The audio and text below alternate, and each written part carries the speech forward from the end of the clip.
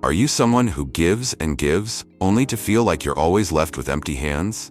You offer your time, your energy, your heart, and in return, you're met with indifference, manipulation, or worse, taken for granted.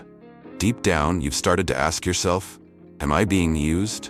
It's a harsh reality that many people face but rarely admit.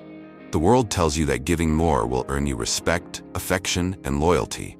But instead, you find yourself caught in a trap, bending over backward for someone who seems to take without giving, demand without gratitude, and control without care. Here's the brutal truth.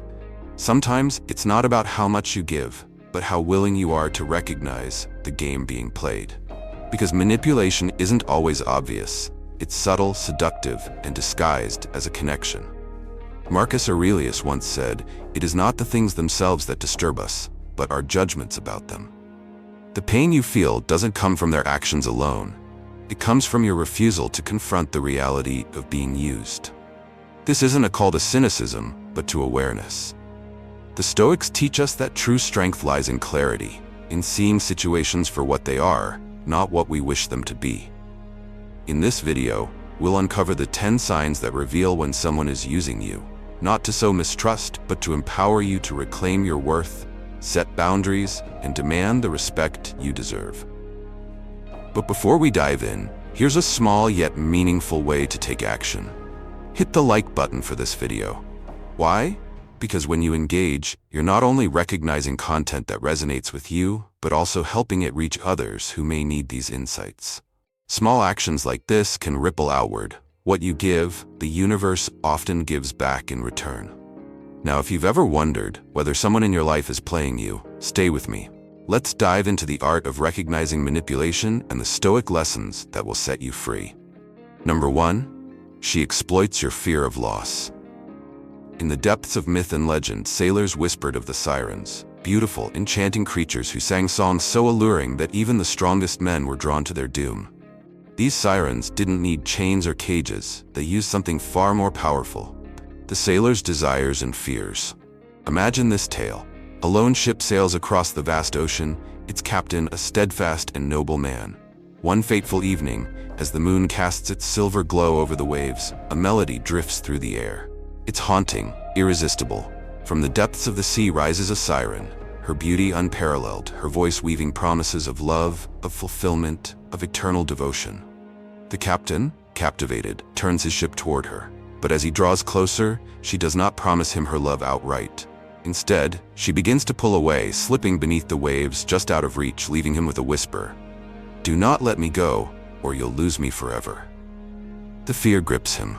Lose her? The thought is unbearable. He abandons his compass, his charts, and his crew's warnings to follow her, even as his ship begins to drift off course. Every time he nears her, she retreats just enough to keep him pursuing, her presence both a promise and a threat. And so the captain is ensnared, not by chains, but by his terror of losing what he never truly had. In relationships, this myth takes a modern form. A manipulative partner uses the same tactic, the fear of loss. They create an illusion of scarcity, making their presence feel like a rare and fragile treasure you must protect at all costs. With subtle words or gestures, they plant seeds of doubt. If you can't make this work, I'll have to leave. Or worse, there are others who'd appreciate me more. This strategy taps into a deep-seated psychological truth.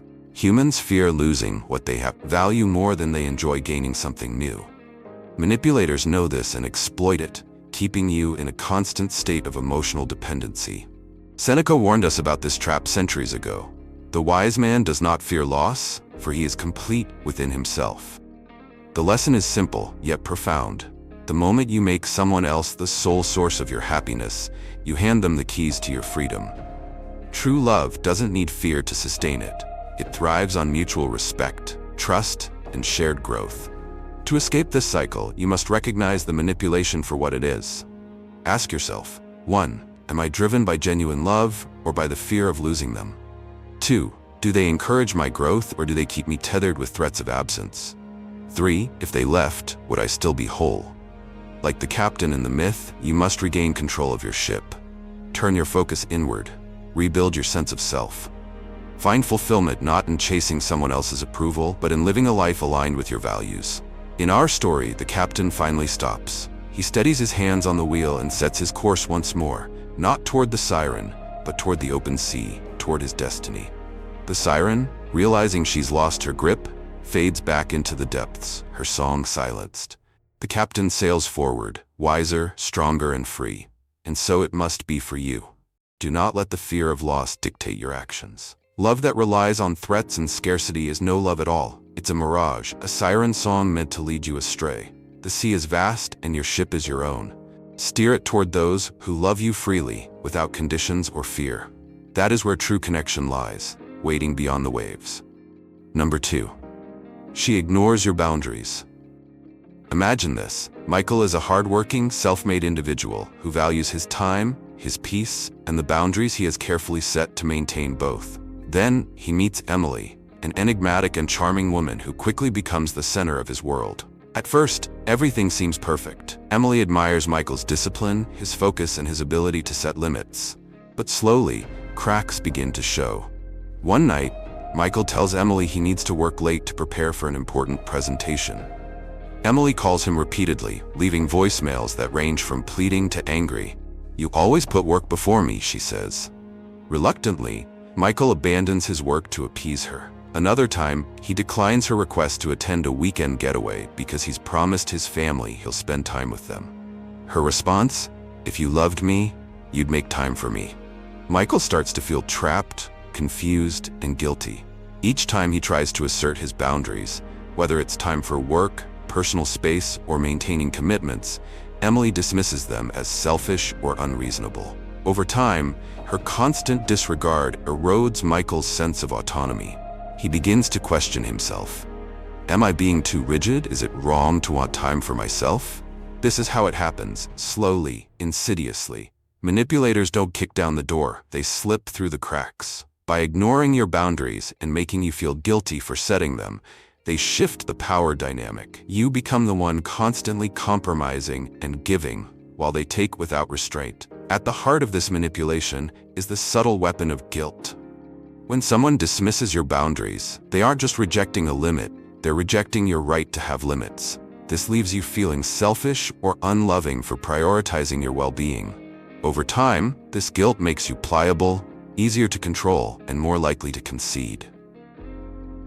Marcus Aurelius reminds us, respect yourself enough to walk away from anything that no longer serves you. A relationship that consistently ignores your boundaries isn't a partnership. It's a battlefield where only one side respects the rules. The Stoics teach that your well-being and peace of mind are sacred. When those are threatened, it's not just your right, but your duty to protect them. To escape this dynamic, you must first recognize the patterns. Ask yourself, 1. Do I feel guilty or anxious every time I say no? 2. Are my boundaries constantly dismissed or minimized?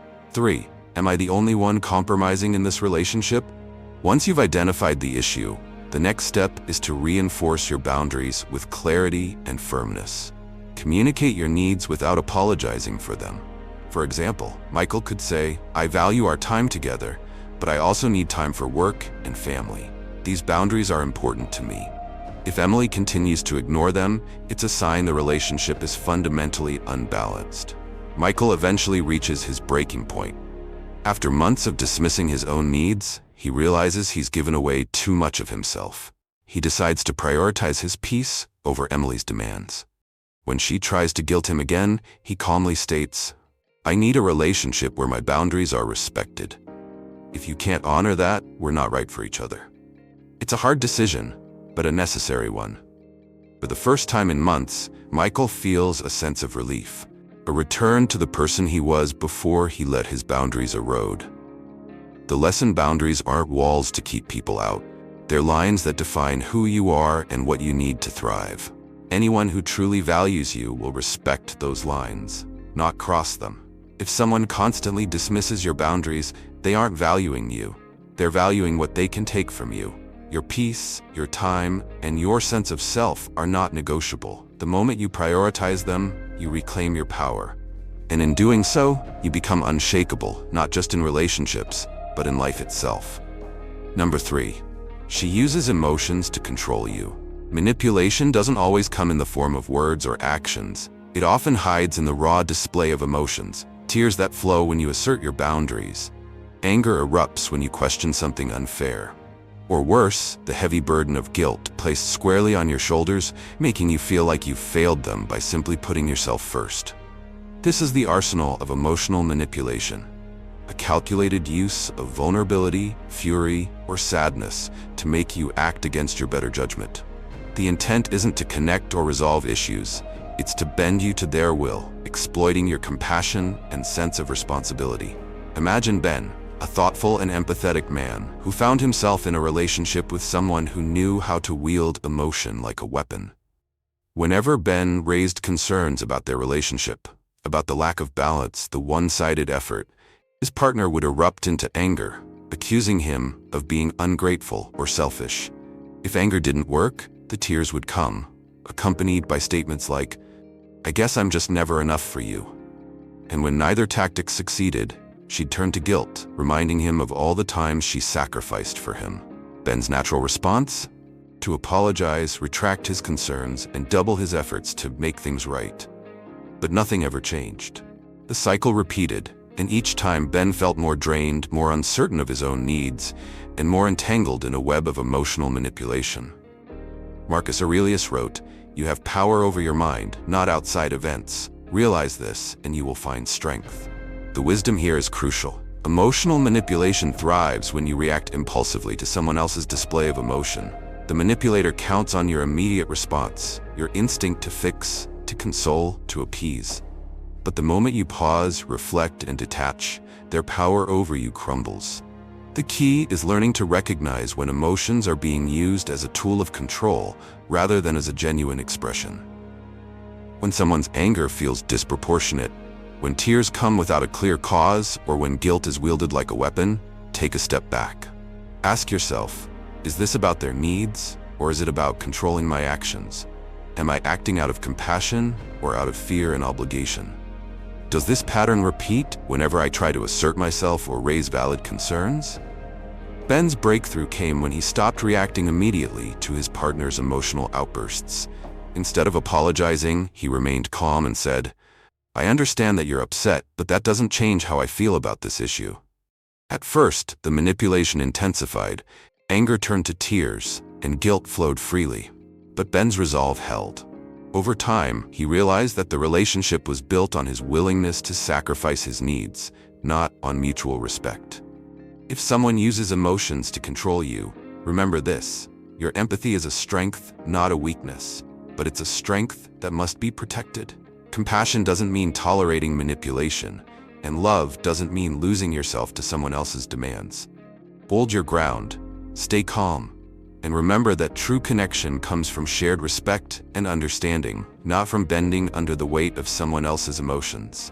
You have the power to break free, not by shutting down your empathy, but by using it wisely. Number 4. She dangles false promises. Promises are powerful. They fuel hope, paint visions of a brighter future, and keep us tethered to something or someone, even when the present feels lacking. But what happens when those promises are nothing more than illusions, crafted not to fulfill, but to control? This is the trap of false promises. They hold you in place, making you invest more, wait longer, and give beyond what you should, all for a future that may never come. History gives us a glaring example of this in Cleopatra's dealings with both Julius Caesar and Mark Antony. Cleopatra was known for her charm and intelligence, but also for her ability to manipulate through promises of alliance, wealth, and power. She painted vivid pictures of a shared empire, a unified kingdom that would rise stronger together. Caesar and Antony both poured resources, time, and loyalty into her vision. For Antony, these promises even led him to war, ultimately costing him his life.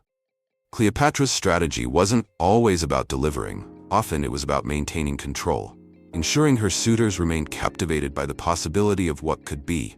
The same dynamic plays out in everyday relationships, though perhaps not on such a grand stage. Think about the partner who says, "I'm not ready for commitment right now, but I see us together someday," or "I just need time, and then I'll be able to give you what you deserve." These words keep you hopeful, but they rarely come with tangible action.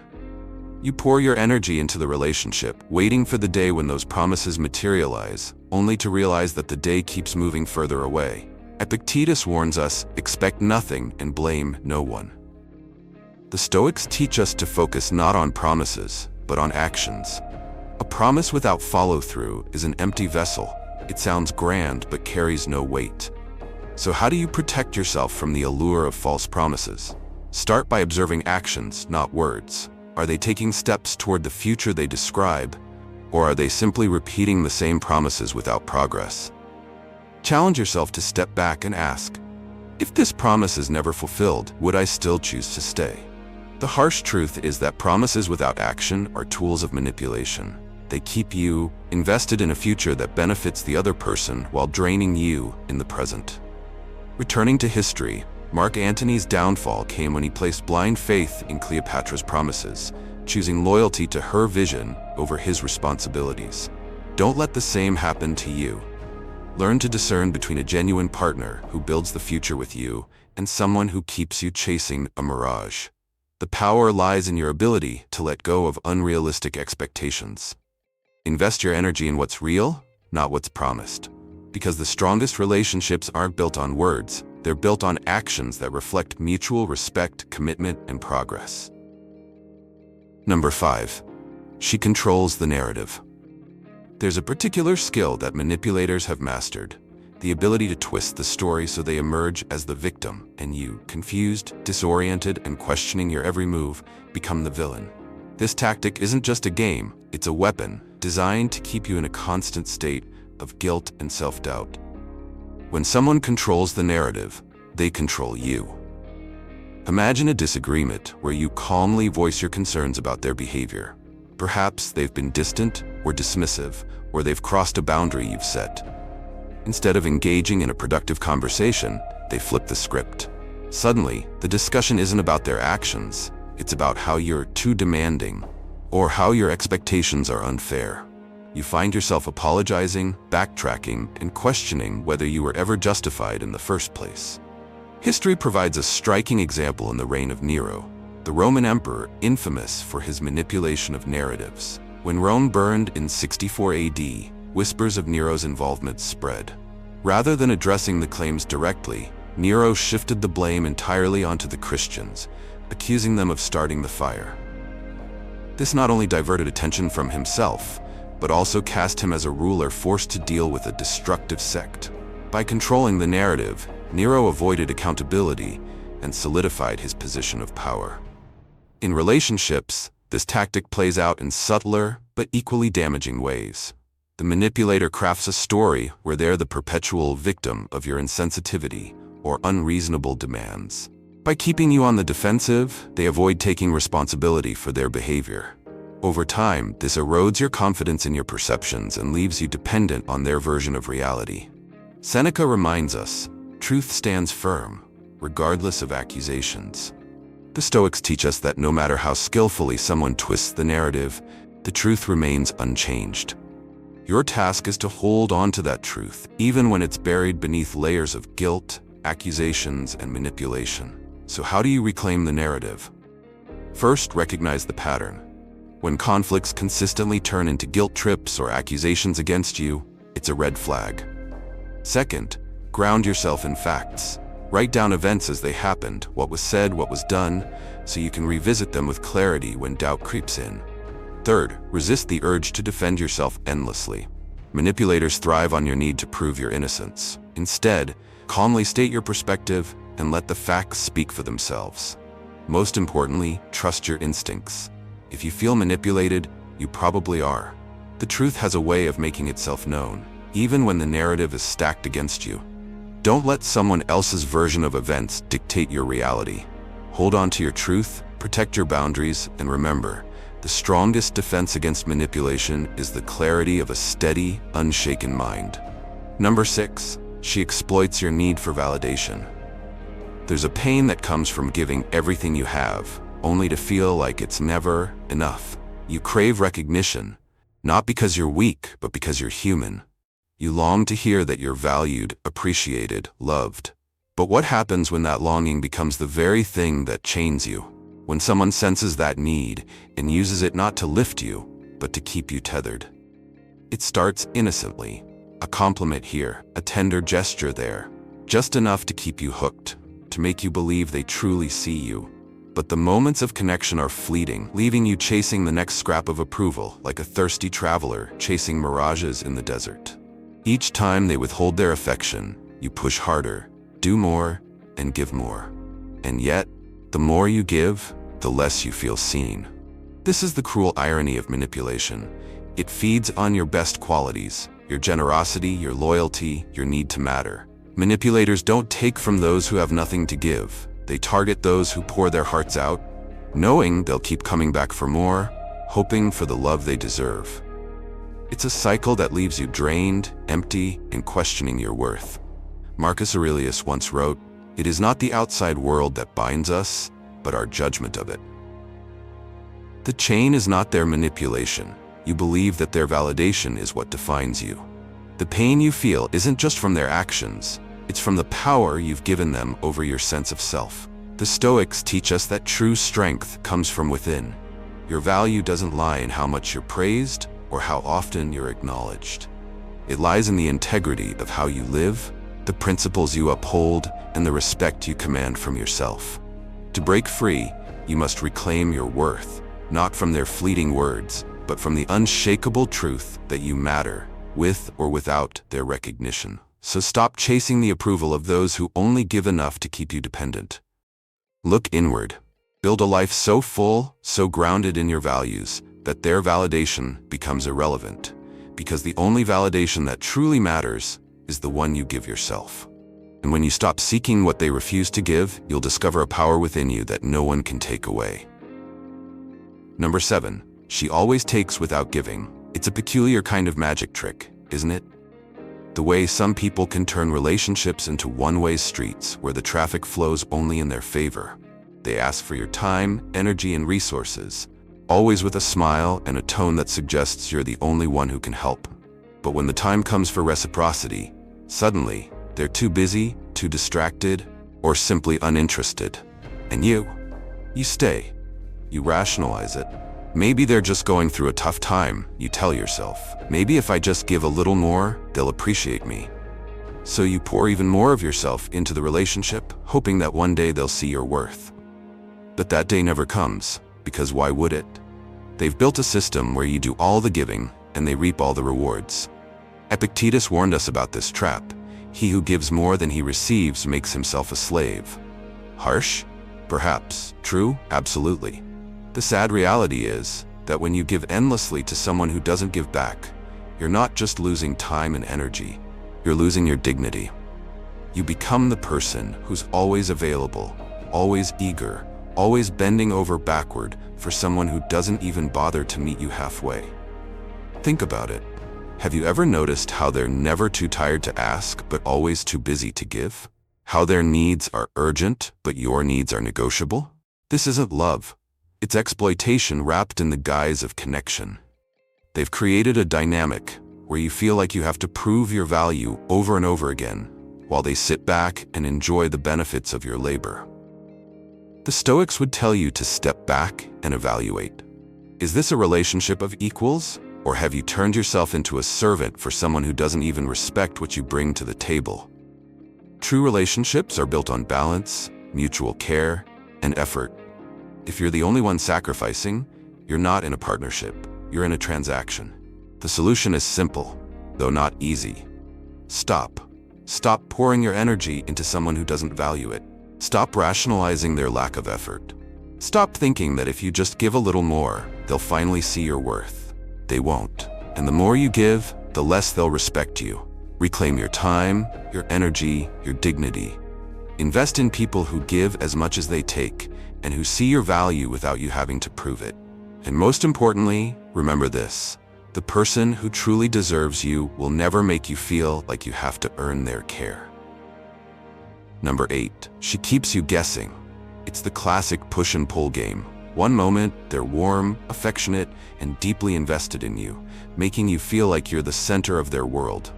The next, they're distant, cold, and seemingly uninterested. You find yourself constantly wondering, what did I do wrong? Did I say something to upset them? How can I get that affection back? This is no accident. Manipulative people thrive on keeping you in a state of uncertainty. It's called intermittent reinforcement, a psychological tactic where positive reinforcement, love, attention, or validation is given sporadically, creating a powerful cycle of emotional dependence. Much like a gambler at a slot machine, you become hooked on the unpredictable rewards, always chasing that next hit of affection. Take the story of Alex and Jenna. Jenna was charming and attentive at first. She showered Alex with compliments, made him feel special, and even hinted at a future together. But over time, her behavior became erratic. She would go days without responding to his messages, then suddenly reappear with enthusiasm as if nothing had happened. When Alex asked for clarity, Jenna would brush him off with vague answers like, "You're overthinking it," or "I've just been busy." Alex started doubting himself. He became preoccupied with figuring out what he could do to keep Jenna's attention. He tried harder, sending thoughtful messages, planning dates, and accommodating her every need, only to feel more drained and confused. This is where Seneca's wisdom offers clarity. Only a clear mind can discern the truth. The uncertainty you feel isn't a reflection of your inadequacy. It's a deliberate tactic to keep you emotionally invested. By keeping the relationship unclear, the manipulator ensures you remain in a position of chasing, always questioning, and never fully secure. To break free from this cycle, you need to step back and evaluate the situation with logic, not emotion. Ask yourself, 1. Are their actions consistent with their words? 2. Do I feel secure and valued in this relationship, or am I constantly questioning my worth? 3. Am I investing more than I'm receiving in return? When you answer these questions honestly, the truth often becomes painfully clear. The uncertainty isn't accidental. It's a tool to keep you hooked. Alex's turning point came when he stopped chasing clarity from Jenna and started finding it within himself. He realized he deserved a relationship where love and respect were consistent, not conditional. By stepping away, Alex reclaimed his time, energy, and dignity, things Jenna could no longer exploit. The lesson here is simple but profound. Clarity is power. A relationship that thrives on confusion and emotional highs and lows isn't love, it's manipulation. Stop chasing the fleeting moments of affection and start valuing your peace of mind. Walk away from those who keep you guessing and choose relationships built on mutual trust and transparency. Because true connection doesn't require you to live in constant doubt. It makes you feel seen, valued, and secure. Number 9. She only shows up when she needs you. Let me tell you a story about my closest friend, Ryan. He's one of the most loyal, dependable people I know. The kind of guy who will drop everything to help someone in need. Unfortunately, that loyalty was tested in one of the most toxic relationships I've ever witnessed. Ryan met Lisa at a party, and she had this magnetic charm. She was fun and confident and always seemed to have everyone's attention. They started dating, and at first, it seemed like a great match. But as the months passed, I started noticing a pattern. Lisa would show up in Ryan's life with full force, texts, plans, affection, whenever she needed something. If her car broke down, if she needed help moving, or if she was going through a rough patch emotionally, Ryan was the first person she called. And of course, Ryan was always there, ready to help, ready to prove his worth. But when the tables turned, when Ryan needed someone to talk to about work stress, when his father was hospitalized, or even when he simply asked her to spend time with him, Lisa was nowhere to be found. She'd ghost him for days or offer vague excuses like, "I've just been so busy, you understand, right?" Ryan would brush it off, convincing himself that she was busy or just going through something he couldn't see. One night, over a beer, Ryan finally opened up to me. He was exhausted, not just physically but emotionally. "I feel like I'm the only one making an effort," he said. "But maybe I'm expecting too much. Maybe I'm being unfair." That's when I realized how deep the manipulation had gone. Lisa's selective presence had conditioned Ryan to undervalue his own time and needs. She had created a dynamic where Ryan was always chasing her attention, convinced that if he just gave a little more, she'd finally show up when it mattered. This is where Marcus Aurelius's wisdom becomes vital. Do not waste time arguing about what a good person should be. Be one. Ryan didn't need to argue with Lisa, beg for her attention, or question whether he was good enough. He needed to recognize the value of his time and his efforts, and to demand reciprocity in his relationships. Eventually, Ryan saw the truth. He stopped responding to Lisa's sporadic calls and requests. He focused on the people who were truly there for him, friends and family who showed up without being asked. And when Lisa realized her go-to problem solver was no longer available, she tried to reel him back in with apologies and promises. But by then, Ryan had moved on. He had learned that real connections aren't one-sided, and he wasn't willing to settle for anything less. The lesson here is simple but profound.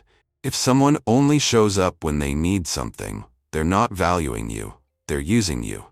Your time is precious, and the people who deserve it are the ones who are there not just in their moments of need, but in yours as well.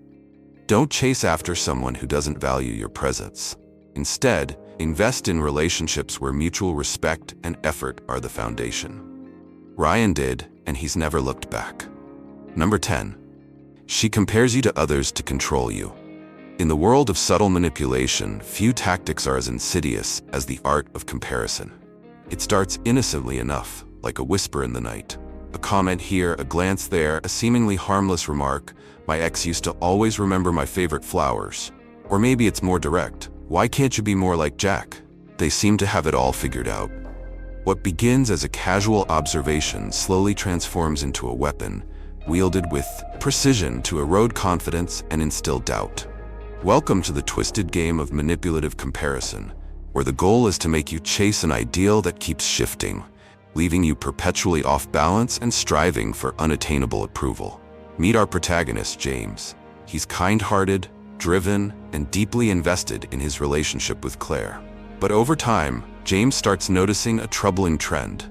Claire frequently compares him to others, her ex, her friends' partners, and even fictional characters. John always plans these extravagant dates for his girlfriend.